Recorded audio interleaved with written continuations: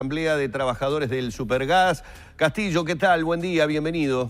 ¿Qué tal? Buen día, ¿cómo estás, Humberto? Muy bien, muy bien. Bueno, lo primero para preguntar es si de alguna manera con esta decisión de la Asamblea se desactiva lo que había sobrevolado en algún momento, que era el tema de la posible esencialidad en el servicio.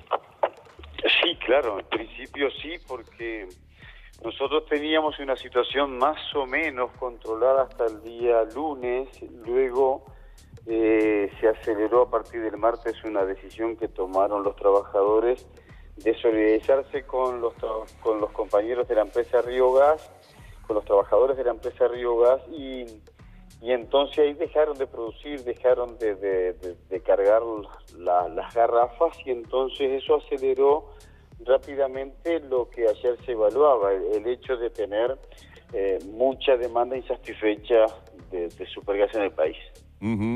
Ahora, de todas maneras nos decía recién hace un instante Scotti del sindicato que se mantienen las medidas con la empresa con la que se tiene conflicto. Y digamos, a ver, Juan, uno no es entendido del tema del Supergas, pero supuestamente Río Gas tiene una porción importante del mercado. ¿Esto puede seguir igual generando complicaciones en el abastecimiento?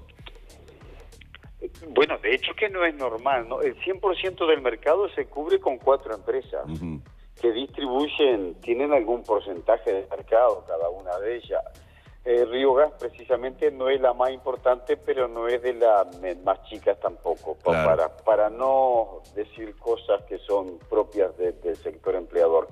Pero entonces ahí lo que tenemos nosotros es que al menos descomprimimos en las zonas más urgentes los servicios esenciales, las eventualidades, y podemos comenzar de esta forma a que haya el gas, que haya el producto en los centros de distribuciones barriales y departamentales, que es lo que estaba preocupando en estas últimas horas. Claro, pero daría un poco la impresión, por lo menos en estos últimos tiempos, que no voy a caer en una metáfora que obviamente hablando de garrafas y a punto de explotar, da la sensación que en este sector cada vez está más complicada la situación. Lo digo a propósito, Juan, de que incluso hasta los términos en los que hasta el propio empresariado, esa historia de salir a ventilar o dar publicidad a los sueldos que se pagan, como que la situación da la sensación de que está cada vez más tirante, más allá de que, bueno, el trabajo de negociación, de mediación que realiza el Ministerio, bueno, está dando sus frutos, pero parecería ser que cada vez le da más trabajo. Sí, sí. Todo lo que tú dices, las tres cosas que dijiste en este párrafo son ciertas. Estamos en un sector complicado, estamos en un sector que cada vez se profundizan más las diferencias, y estamos asistiendo a una suerte de estrategia del sector empleador, en este caso de la empresa, que convengamos en decir que no es común en el resto de las empresas del país, por más situaciones difíciles que tenga. En la última semana, esa guerrilla de comunicados públicos, de solicitadas pagas y de ver de que todo lo que está alrededor están en contra de ellos, y tiene la culpa el gobierno, y tiene la culpa el Ministerio de Trabajo, y tiene la culpa los sindicatos, y tiene la culpa... y además ahora enfrento a trabajadores contra trabajadores porque publica parcialmente una parte de recibo de sueldos tomadas antojadizamente en el momento de mayor zafra. Castillo, esos salarios que publicó el empresario Anselmi, ¿son reales? ¿Son reales? Porque, o sea, llaman la atención. Yo estoy pidiendo para ir a trabajar a esas empresas, ¿no? Porque obviamente tenemos bastante mejor salario, si es cierto lo que dicen allí. Pero bromas aparte, el problema es de que esos no son los laudos que se negocian en el Consejo de Salarios, ni por asomo, ni por asomo. Si luego, adentro de cada empresa en forma bipartita, se otorgan más salario que lo negocian en el Consejo de Salario, el problema no es de la ciudadanía, no es del Ministerio, no es de Canal 10, el problema es de la empresa de la que negocia. Pero de todas formas, hablando con los trabajadores, nos negaron de que tengan esos salarios, salvo en algún momento muy puntual que alzan las horas extras o en los dobles turnos que pueda estar ocurriendo eso. Pero además, en una muestra gráfica pública que corta los precios de los salarios a determinado nivel. Porque si un chofer de cargas a granel, como dice la empresa, gana 240.000 pesos, ¿cuánto es el salario del gerente? Sí, bastante más, evidentemente.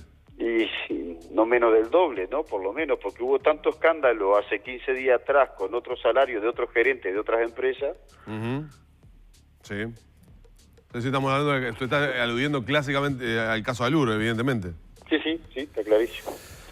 ¿Cómo se puede encaminar para que, digamos, lo que comentábamos recién, una situación que ya ustedes, y cuando digo ustedes me refiero al Ministerio de Trabajo, han detectado como muy compleja, no vuelva un día sí y al otro también a tener de rehén a la población? Es decir, buscar una solución por lo menos definitiva o una baja de las tensiones, ¿no?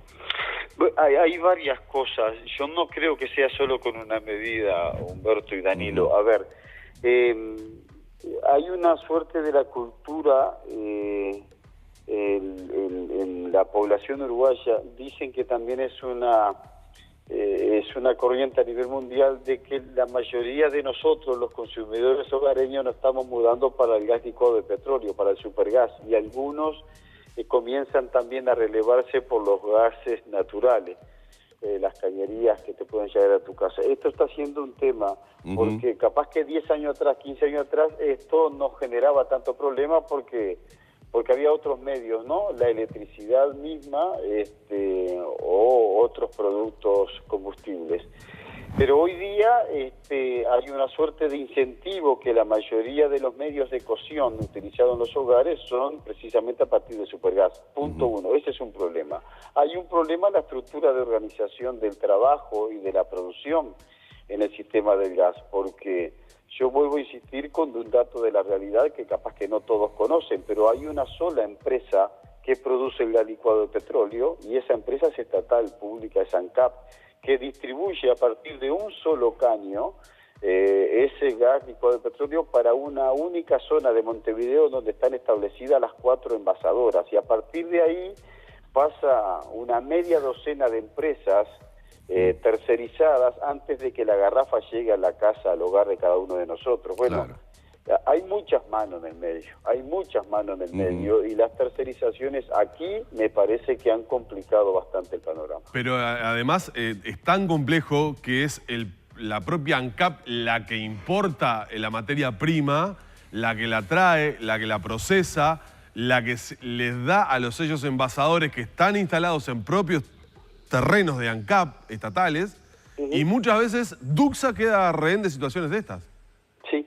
O sea, sí, es muy complejo. La verdad es bastante difícil de entender para la gente cómo funciona la cadena. No, es muy complicado, pero así fue de toda la vida, desde que existe el gas en garrafa, ¿no? Desde que existe el gas licuado de petróleo. Lo que pasa que antes no era parte de mi problema, porque yo tenía el primo, porque yo tenía la cocina eléctrica, porque teníamos otro medio alternativo.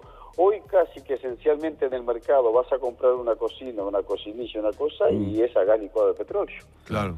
Ahora, yo recuerdo, perdón Humberto, yo recuerdo desde la época de Luis Romero en la Dirección de Trabajo, de tu antecesor, que hablaba de que había que meterle definitivamente mano al tema de la cadena del supergas, porque no podía ser que todos los años, un invierno sí y otro también, o una primavera sí y otra también, los consumidores quedaran de rehenes de rencillas adentro del sector. Ahora, estamos hablando de hace mucho tiempo ya y no hay definitivamente una solución.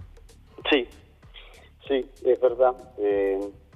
A mí me consta que hay otros ámbitos de la institución del Estado que está analizando y discutiendo lo que podría en algún momento darse a conocer como una nueva estructura. Por lo tanto, yo creo que cada día que pasa, no solo que estamos más próximos, sino que es más necesario de que haya una reestructura del sector.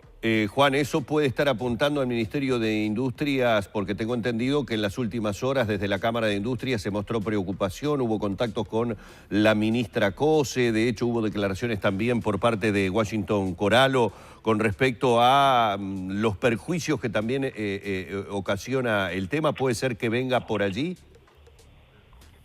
Es posible, sí, es posible. O sea que esta es un área desde el punto de vista de la producción que depende del Ministerio de Industria, está claro. Puede ser también que la propia ANCAP también tenga que ver en esto. Insisto, está ya... lo digo en carácter, por lo menos lo dejo en debate, en discusión, no lo afirmo, ¿no? Porque no es mi responsabilidad. Bien, bien.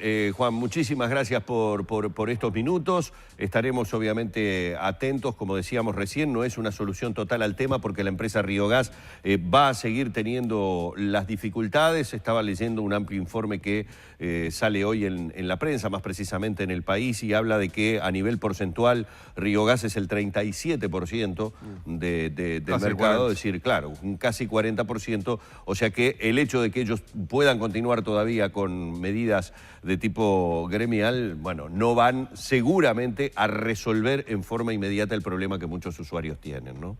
Correcto. Un abrazo muy grande, muchísimas gracias, Juan. Que anden bien, hasta luego. Bien, director nacional de Trabajo, Juan Castillo. Pero ¿entendés lo loco que es todo? Sí, o sea, no muy optimista, ¿no? Con respecto al tema, ¿viste?